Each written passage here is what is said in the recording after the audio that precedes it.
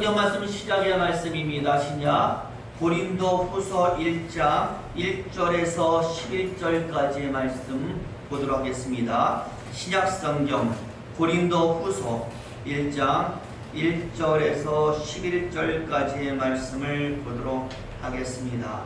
제가 쭉 같이 저와 여러분 같이 화면 보시면서 읽어 가도록 하겠습니다. 읽습니다. 시작. 하나님의 뜻으로 말미암아 그리스도 예수의 사도된 바울과 및 형제 디모데는 고린도에 있는 하나님의 교회와 또 온 아가야에 있는 모든 성도에게 하나님 우리 아버지와 주 예수 그리스도로 조차 은혜와 평강이 있기를 원하노라. 찬송하리로다. 그는 우리 주 예수 그리스도의 하나님이시요 자비의 아버지시요 모든 위로의 하나님이시며 우리 모든 환난 중에서 우리를 위로하사 우리로 하여금 하나님께 받는 위로로서 모든 환난 중에 있는 자들을 능히 위로하게 하시는 이시로다. 그리스도의 고난이 우리에게 넘친 것 같이 우리의 위로도 그리스도로 말미암아 넘치는도다.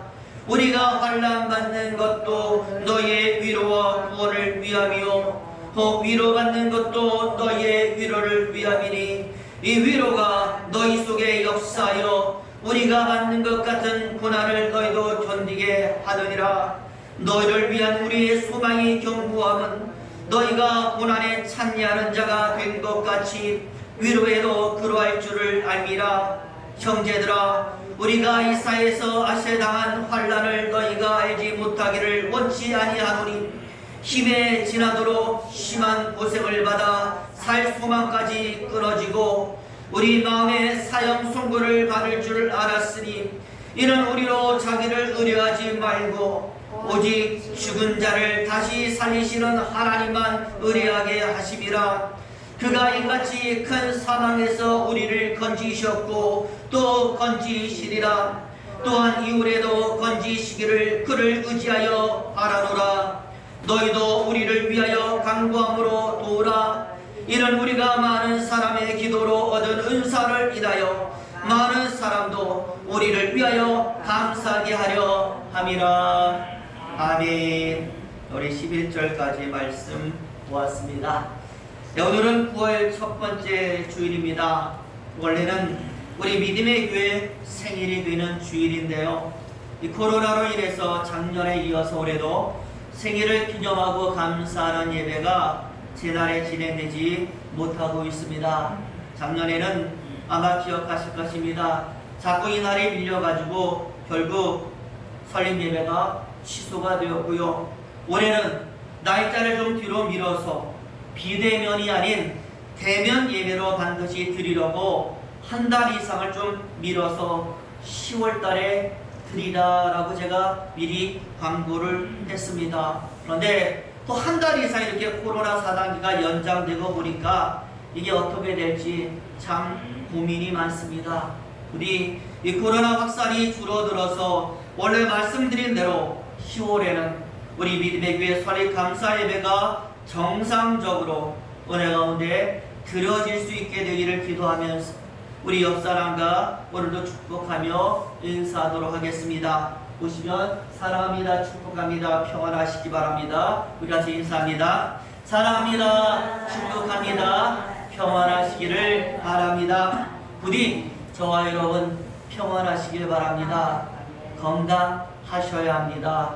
지금 같은 시국에서 건강보다 소중한 것은 없는 줄로 믿습니다. 부디 서로 간의 건강을 위해서 항상 문안하시고 기도해 주시기를 예수의 이름으로 부탁을 드립니다.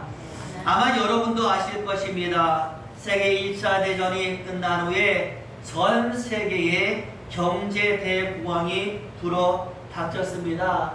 전쟁 때문에 전쟁과 관련한 물건을 마구 만들어내던 공장들이 전쟁이 끝나니까 그 물건들을 팔 수가 없게 된 것이죠. 그래서 공장들이 부도가 나고 노동자들이 해고되고 소비는 줄어들고 경제 상황이 최악이 되었습니다.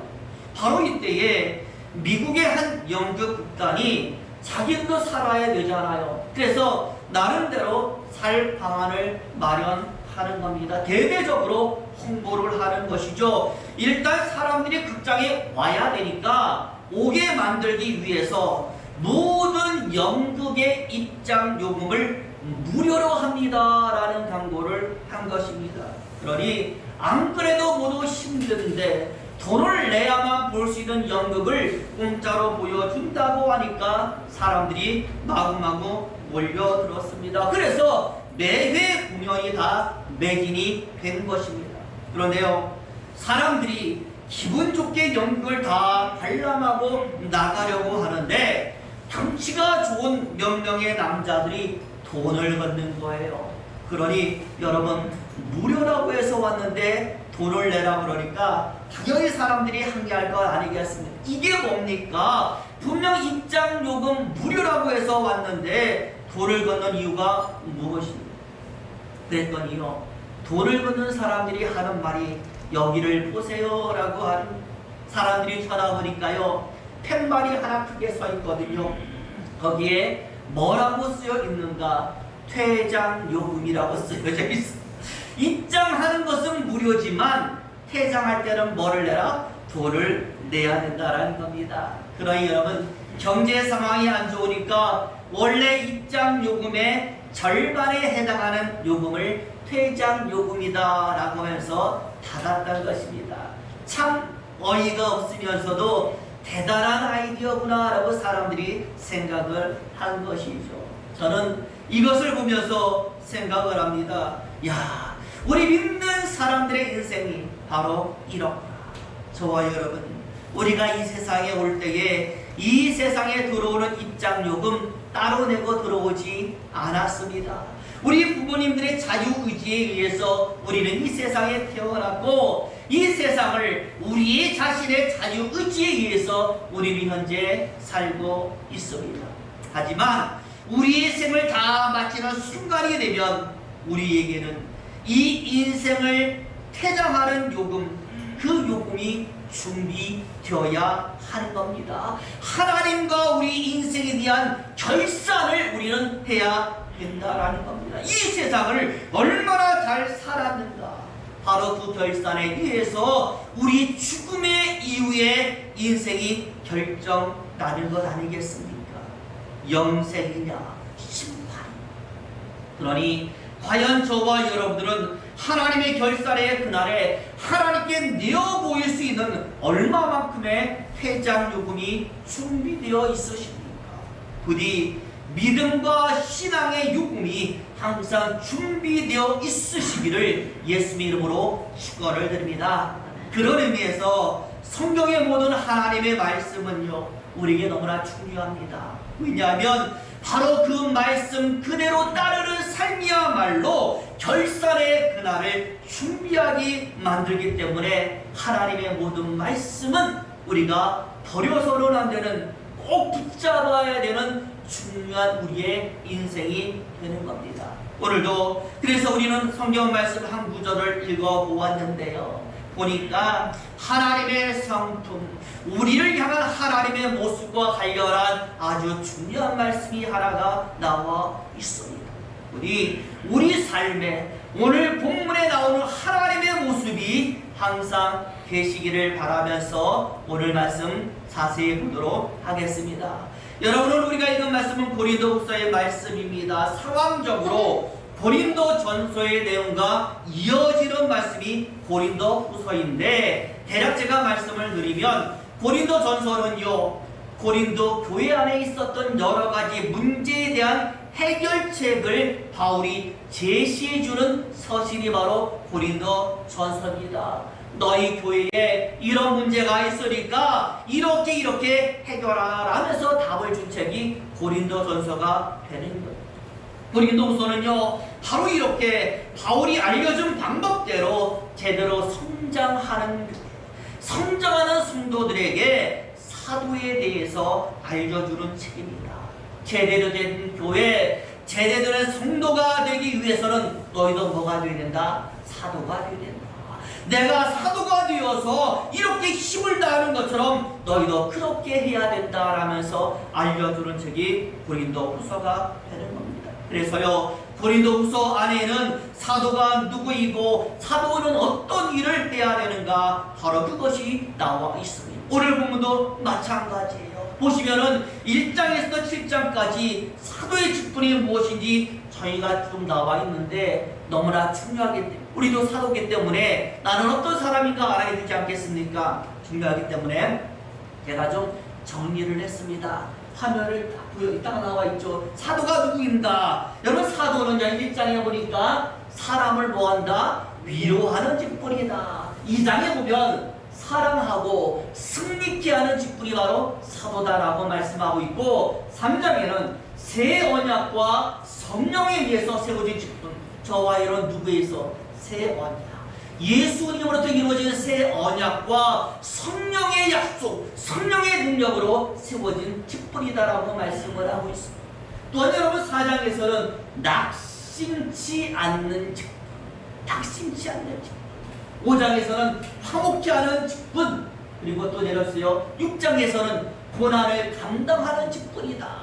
그리고 마지막 7장에서는 하나님으로부터 위로받고 기쁨을 얻는 직분이 바로 사도다라고 말씀을 하고 있습니다. 그러면서 중요한 것 하나가 있으니 바울이 결론으로 이렇게 이야기합니다. 바로 이러한 직분을 하나님이 우리에게 주셨기 때문에 우리에게 오시는 하나님 역시도 이러한 모습으로 우리에게 오셔서 우리에게 역사합니다.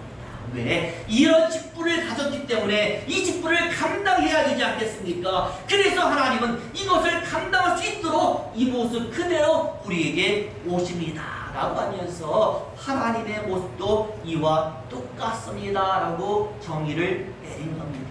특히 여러분, 우리가 1장에서 말하고 있는 사도의 직분, 그래서 알려주고 있는 하나님의 모습, 저는 상당히 중요하다고 생각을 하는데요. 여러분, 1장에서 사도는 어떤 사람이라고 했습니까? 사람들을 위로하는 사람이라고 했습니다. 그렇다면 마찬가지로 이런 우리에게 역사하신 하나님은 어떤 하나님이 되시는 것입니까? 라고 할 때 어떤 하나님이겠습니까?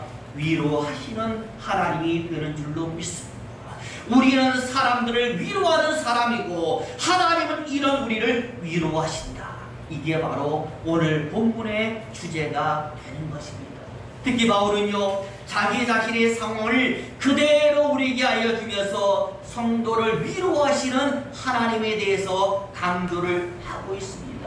1절과 2절 말씀 보시면 무난합니다. 인사말합니다. 그러면서 3절에는 자신이 알고 있는 하나님의 모습을 찬양을 하고 있는데, 바울이 알고 있는 하나님이 어떤 모습인가, 우리 3절 말씀 같이 읽어보면서 알아보도록 하겠습니다. 3절 보여주시죠. 읽겠습니다. 시작. 찬송하리로다. 그는 우리 주 예수 그리스도의 하나님이시요 자비의 아버지시요 모든 위로의 하나님이시며. 저와 여러분, 바울의 하나님은 우리 하나님도 되시는 줄로 믿습니다. 그리할 때에 우리가 믿고 바울이 알고 있는 하나님이 누구냐? 예수 그리스도의 하나님이에요. 자비의 하나님이에요. 그리고 모든 위로의 하나님이시다. 다시 말하면 내가 믿는 하나님은 위로의 하나님이시고, 그래서 그분이 나를 위로하셨고, 그래서 나는 그 하나님을 찬송합니다 라는 것이 오늘 바울의 고백이 그러면서 이야기하는 것이죠. 왜 하나님이 위로의 하나님이신가? 하나님께서 나에게 과연 어떻게 역사하셨는가? 자신의 삶 속에서 나타났던 그 고난과 하나님을 연결해 가면서 하나님에 대한 정의를 완성해 가는 것입니다. 자, 그럼 여러분, 여기서 우리가 한번 생각해 봐야 될 것이 있겠죠. 자, 그럼 바울이 겪었던 고난이 무엇일까? 여러분, 바울이 겪었던 고난, 여러분 무엇이 있겠습니까? 제일 먼저 생각나는 것이요, 다메섹에서 예수님을 만나게 되었을 때 얻게 된 뭐가 있어요? 질병이 있는 겁니다. 바로 눈에 심각한 질병을 얻어서 그것을 위해서 바울이 정말 전심으로 기도했다라고 고백할 정도로 그것이 바로 바울을 괴롭혔어요. 그리고 사도가 되어서 여러 곳 다니면서 전도하잖아요. 근데 전도한다고 모든 것이 잘 되는 것이 아니었습니다. 전도하다가 붙잡히게 되어서 옥살이도 하고 고문도 당하고 매질도 당하고 특히 사망에 이를 정도로 가혹했던 매질이 그의 고난이 되었고 경제적인 아픔도 고난이 되었고 또한 그의 안에서 자신을 매도하는 사람들이 있습니다. 손가락질하고 욕하고 배척하고 비난하는 사람들의 비난, 성도들이 비난을 하니까 이 얼마나 아픔이 되겠어. 이게 바로 바울의 고난이 된 것입니다. 그런데요, 이것은요 바울의 고난만이 아닙니다. 솔직히 우리에게도 이런 고난들이 있지 않습니까? 살면서 당하는 질병 여러 번 있어요. 얼마나 우리를 아프게 합니까? 그리고 예수를 믿으면서 당하게 되는 불이익도 분명히 우리에게 있다라는 겁니다. 경제적인 빈곤도 내가 어떻게 할 수 있는 것이 아니기 때문에 우리를 아프게 하지 않습니다. 중요한 것은 바울에게 이것이 어느 정도로 몰아닥쳤는가 라고 할 때 8절에 보니까 살 소망이 끊어졌다라고 말하고 있고 9절에 보니까 마음의 사형 선고를 받았을 정도로 나는 아팠다라고 말씀. 다시 말하면 자기 스스로 삶을 포기하고 싶었을 정도로 몰아쳤기 때문에 이것은 나에게 고난이었다라고 바울은 고백했다. 중요한 것은 이때마다 하나님께서 바울을 어떻게 하셨느냐? 위로하셨다라고 고백하고 있는 것입니다. 제가 5절 말씀을 읽어볼 텐데 5절 말씀 보여주세요. 5절 제가 읽습니다. 그리스도의 고난이 우리에게 넘친 것 같이 우리의 위로도 그리스도로 말미암아 넘치는도다. 아멘. 여기 마지막 부분에 보면 우리의 위로도 그리스도로 말미암아 넘치는도다. 원어 그대로 해석해 보니까요, 그리스도로 말미암아 우리에게 오는 위로도 넘치도다라고 말씀을 다시 말하면 고난도 많았지만 예수를 통하여 주시는 그 은혜가 더욱더 많았습니다. 그래서 나는 살고 있습니다. 그렇기 때문에 그 결과 현재 바울의 모습이 어떠한 모습이 되었는가? 첫 번째로 히브리서 12장 10절에 보니까 잘 들으시기 바랍니다. 바울이 이렇게 말합니다. 저희는 잠시 자기의 뜻대로 우리를 징계하였거니와 오직 하나님은 우리의 유익을 위하여 그의 거룩하심에 참여케 하시리라. 다시 말하면 겸손해졌고 거룩해졌고 겸손하시고 거룩하신 하나님의 모습을 바울이 닮아갈 수 있었다라고 고백을 하는 겁니다. 두 번째로는요, 오늘 말씀 9절이 말해요. 우리 9절 말씀 보여주시겠어요? 9절 이거 정말 중요하기 때문에 같이 읽습니다. 시작. 우리 마음에 사형 선고를 받은 줄 알았으니 이는 우리로 자기를 의뢰하지 말고 오직 죽은 자를 다시 살리시는 하나님만 의뢰하게 하십니다. 더 뭐 할 수 있었다고요? 기도할 수 있었고 더 하나님을 의지할 수 있었고 그래서 더 하나님만 바라볼 수 있었습니다라고 고백하는 겁니다.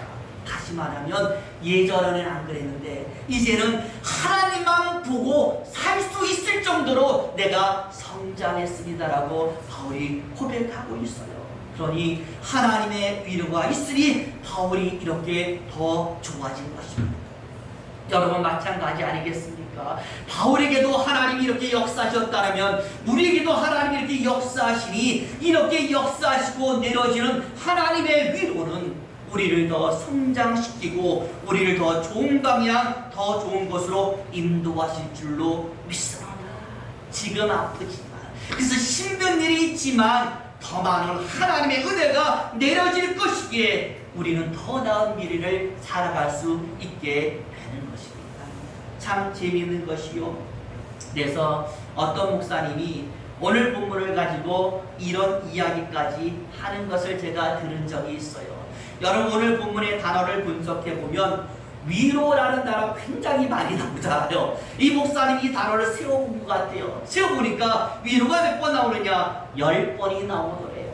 그리고 고난, 환난, 고통, 사망과 같은 단어가 몇 번 나오는가 또 세워봤더니 9번 나오더래요. 그러면서 이 사람이 딱 생각하기를 야, 고난이 8번, 9번 아무리 많이 와도 하나님이 10번 위로해 주시니 하나님의 위로가 우리 모든 것을 해결하시더라.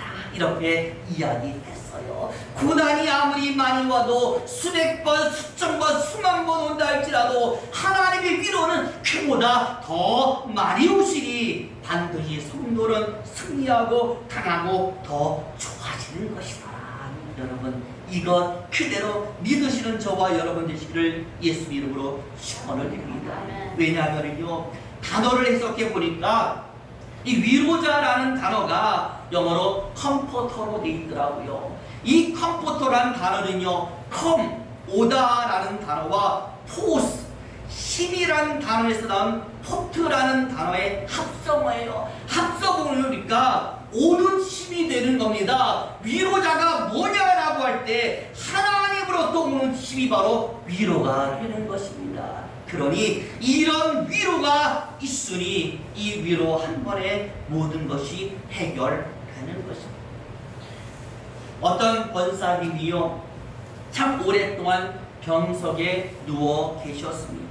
연세도 많으시니까요, 또 병이 나을 기미가 보이지 않으니까 자기 자신을 이제 내려놓는 것이죠. 그래서 항상 생각하기를, 나는 언제 죽을까? 빨리 죽어서 하나님께 갔으면 하는 것이 권사님의 소원이 된 거예요. 그래가지고 담임 목사님께서 오셔서 위로하실 때마다 목사님 탁 손잡으면서 뭐라고 말하느냐, 목사님 저는요 빨리 천국에 가고 싶어요. 이제 미련이 없거든요. 그러니 살 만큼 살았으니 나는 천국에 가고 싶은데 왜 하나님께서 저를 빨리 데려가지 않는지 모르겠어요 라고 이야기를 하는 거예요.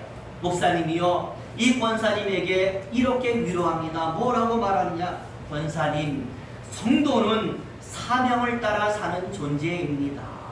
사명이 남아있으면 천국에 가고 싶어도 기다리셔야 돼요. 그러니 그동안에 권사님의 자녀와 손주들 생각하면서 기도하면서 기다리는 것이 어떻겠습니까? 아직 권사님의 기도가 더 필요하기 때문에 하나님이 권사님 데려가지 않는 것 같아요 라고 말을 한 거예요. 그래가지고요, 이 권사님이 이 목사님의 말을 듣고 병상에서 시간이 날 때마다 기도하는 거예요. 그러다가 한두 달 뒤에 이 권사님이 소천을 하셨는데요, 장례식 날에 권사님의 둘째 아들이 놀라운 고백을 하는 겁니다. 뭐라고 말합니다. 이 아들이 사업을 하다가 무너졌어요. 실패하고 배신까지 당했다. 이 배신의 아픔이 너무나 커서 삶의 의지를 잃어버리고 자살까지 생각을 합니다. 그런데 어머니가 병상에 있는데 내가 먼저 죽으면 안 되니까 어머니 병수발 하면서 티도 못 내고 그냥 그렇게 하루하루를 사는 겁니다. 그런데 어머니 병수발을 하다가 뭘 들어요? 어머니의 기도를 듣게 되는 것이죠. 매일같이 자기의 이름을 부르면서 기도하는 어머니의 기도를 듣게 된 겁니다. 바로 그때에 어머니가 기도 때 부르는 자기 이름은 석자, 바로 그 석자가 자기 가슴 속에 와서 박히는데 얼마나 가슴이 찢어지고 눈물이 나는지, 그의 어머니의 사랑이 얼마나 느껴지고 그렇게 감격이 되던지 그 쓰라린 배신의 아픔이 그냥 사라졌다. 어머니가 부르는 그 이름이 자기 삶의 최고의 위로가 되어서 마음이 열리고 신앙이 다시 열리고 믿음도 생기고 치유의 기쁨도 얻었다고 고백을 한 것입니다. 저와 여러분 그렇습니다. 이렇게 사람이 하는 위로도 사람을 일으키는 큰 힘이 있는 것입니다. 하물며 우리 하나님이 하시는 위로에 여러분 얼마나 큰 힘이 있겠습니까? 솔직히 저도요, 코로나로 인해서 이 4단계가 계속 늘어나는 것을 보고, 그것도 예전에는 2주간 했는데 이번에 발표되기를 몇 주간, 무려 한 달간 연장이 되니까 솔직히 낙심이 됐어요. 언제쯤 성도들을 보면서 예배를 드리고 있는 설립 감사 예배가 올해도 그냥 지나가고 연기되는 것은 아닙니다. 이러다가 교회가 무너지는 것은 아닐까? 우리 성도의 신앙이 정말 떨어지는 것은 아닐까? 별별 생각이 다 들었습니다. 그런데 설교를 가만히 준비하면서 말씀을 살펴보고 이번 주는 어떤 설교를 할까라고 할 때 오늘 본문이 우리 딱 띄면서 오늘 말씀 보고 저는 힘을 냈어요. 오늘 본문에 말하자면 그 어떤 어려움과 아픔과 그리고 낙심도 하나님의 위로를 이기지 못할 것이라고 바울이 이야기하고 있지 않습니까? 저와 여러분, 이 위로가 저와 여러분에게 있는 줄로 믿습니다. 그래서 바울을 성장시켰듯이 우리 역시 성장시킬 줄로 믿습니다. 부디 또 승리하시고 좋은 방향으로서의 유익한 일들이 있으시기를 예수님의 이름으로 축원을 드립니다. 기도하겠습니다.